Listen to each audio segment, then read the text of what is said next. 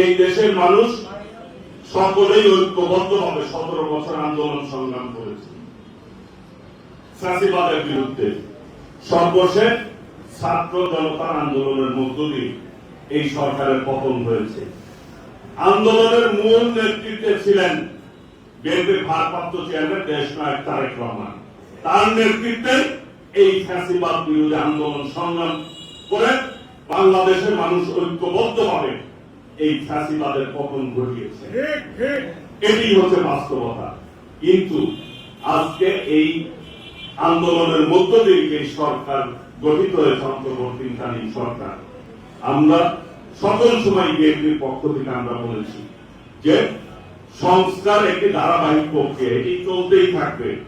যত তাড়াতাড়ি সম্ভব বাংলাদেশে একটি নির্বাচনের ব্যবস্থা করা, নির্বাচন যত দ্রুত সম্ভব রোডম্যাপ যখন ঘোষণা করা হবে তখনই কিন্তু এই পরিস্থিতি কিছুটা হলে নিয়ন্ত্রণে আসবে। মানুষ এই মুহূর্তে একটি নির্বাচন চায়। আজকে যারা নির্বাচন বিলম্বিত করতে চায় তারা মূলত ফ্যাসিবাদের তাদের কিন্তু আপনারা মূলত সহযোগিতা করছেন, মানুষ মনে করছে। কারণ ফ্যাসিবাদের অনেক প্রেতাত্মারা বিভিন্ন জায়গায় এখনো ঘাপটি মেরে আছে। তারা এই দেশটিকে একটি অস্থিতিশীল পরিবেশ তৈরি করে ঘোলা পানিতে মাছ শিকার করতে চাচ্ছে। আমরা বলতে চাই বাংলাদেশের মানুষ কিন্তু গণতন্ত্র প্রিয় মানুষ, চায় তার ভোটের অধিকার চায়। যে ভোটের অধিকারের জন্য মানুষ ৭১ সালে স্বাধীনতা যুদ্ধে অংশগ্রহণ করেছেন। কারণ ৭০-এর যে নির্বাচন হয়েছিল সেই নির্বাচনে যারা বিজয় অর্জন করেছিল, মানুষের ভোটের অধিকার মধ্য দিয়ে যারা বিজয় অর্জিত হয়েছিল তারা কিন্তু ক্ষমতা পায় নাই। না পাওয়ার কারণে এই দেশের মানুষ ঐক্যবদ্ধভাবে শহীদ রাষ্ট্রপতি জিয়া রহমানের ঘোষণার মধ্য দিয়ে এই দেশটি আমরা স্বাধীনতা পেয়েছি। কাজেই সেই ভোটের অধিকার এরশাদ কিন্তু আবার হরণ করেছিল। এই দেশের মানুষ ৯ বছর আন্দোলন সংগ্রাম করে দেশনেত্রী বেগম খালেদা জিয়ার নেতৃত্বে এই দেশের মানুষ আবার ভোটের অধিকার ফেরত পেয়েছিলেন। কাজেই খুনি শেখ হাসিনা, শেখ হাসিনা ভোটের অধিকার হরণ করেছিলেন মানুষের।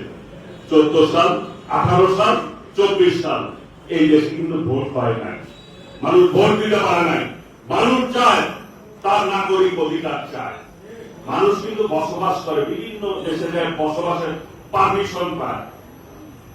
আমেরিকা বা ইংল্যান্ড ইত্যাদি বিভিন্ন দেশে মানুষ কিন্তু নাগরিক বসবাসের পারমিশন পায়। অনেকেই কিন্তু ভোট দেওয়ার পারমিশন পায় না। ভোট হচ্ছে মানুষের নাগরিক অধিকার। বাংলাদেশের মানুষ মনে করে তাদের ভোটের মধ্য দিয়ে তাদের পছন্দ মতো সরকার গঠন করবে, দায়িত্ব দিবে সরকার পরিচালনার ক্ষেত্রে। যাদেরকে দায়িত্ব দিবে তারা সঠিকভাবে দায়িত্ব পালন করবে, জনগণের পক্ষে কাজ করবে, এটি জনগণ প্রত্যাশা করে। সেই নির্বাচন বিলম্বিত করছেন যারা, তারা কিন্তু মূলত এই দেশটিকে অস্থিতিশীলতার দিকে ঠেলে দিচ্ছেন। এই দেশ যদি আবার কোন শক্তির হাতে পড়ে তাহলে কিন্তু যারা বিলম্বিত করছেন তারা কিন্তু দায়ী থাকবে।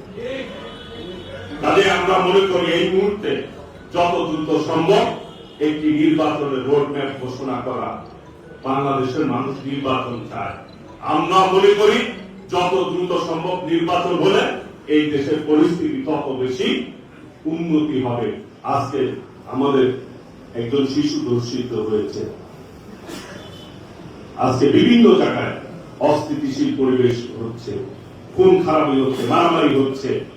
এই সরকার সঠিকভাবে কিন্তু দায়িত্ব পালন করতে পারছে না, পদে পদে ব্যর্থ হচ্ছে। দ্রব্যের ঊর্ধ্বগতি, জিনিসের দাম বেড়ে গেছে। রোজার মধ্যে মানুষ কিন্তু রোজা রেখে একটু ভালোভাবে চলতে চায়, খেতে চায়।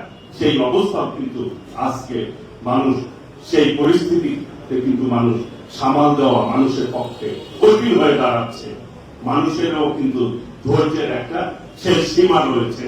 কাজেই আমরা মনে করি এই মুহূর্তে সবচেয়ে যেটি প্রয়োজন একটি জনগণের ভোটে নির্বাচিত সরকার প্রয়োজন। কারণ নির্বাচিত সরকারই জনগণের দুঃখ কষ্ট সম্পর্কে ভালো বুঝে। কাজে আমরা আমাদের নেত্রী দেশ নেত্রী বেগম খালেদা জিয়া দীর্ঘদিন আন্দোলন করে এই দেশে সংসদীয় গণতন্ত্র দিয়েছে। দেশ নয় তারেক রহমানের নেতৃত্বে ফ্যাসিবাদের পতন হয়েছে। কাজে দ্রুততম সময়ের মধ্য দিয়ে আমরা গণতন্ত্র প্রতিষ্ঠিত না হওয়া পর্যন্ত, একটি নির্বাচিত সরকার না হওয়া পর্যন্ত আমরা সকলে মিলে ঐক্যবদ্ধভাবে আমরা পথ চলব এবং আমাদের যে মানুষের নাগরিক অধিকার, ভোটের অধিকার প্রতিষ্ঠা না হওয়া পর্যন্ত আমরা রাজপথে থেকে আমাদের দাবি আদায় করব। এই আশা, এই প্রত্যাশা ব্যক্ত করে সকলকে ধন্যবাদ জানিয়ে আমি আমার বক্তব্য শেষ করছি। খোদা হাফেজ। বাংলাদেশ জিন্দাবাদ।